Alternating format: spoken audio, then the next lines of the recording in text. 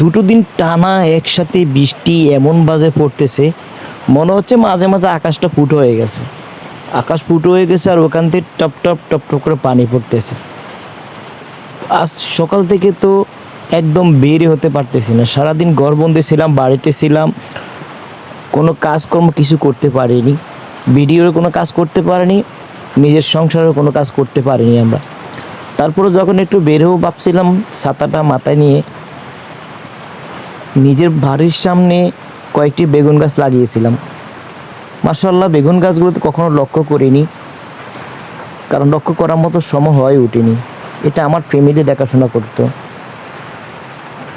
আজ তো যখন আমি বাড়িতে অবসর ছিলাম, সেই সময়টাতে গাছগুলোর দিকে লক্ষ্য করে দেখলাম, মাশাআল্লাহ প্রত্যেকটা গাছই খুব ভালো বেগুন হয়েছে। এক একটা গাছে অনেকগুলো করে বেগুন ধরেছে। যাদের প্রত্যেকের বাড়ির সামনে এরকম জমিন থাকে, পতিত জমিন, সেখানে টুকটাক আমার মতো এই ছোট্টখাট্টো করে কয়েকটা শাকসবজি গাছ লাগাইতে পারেন। যেমন আমি কয়েকটা গাছ লাগিয়েছি, এগুলাতে মাশাআল্লাহ যে ফল আসছে, তাতে এই আমার দৈনন্দিন খাবারের যে প্রয়োজন তা হয়তো মিটে যেতে পারে।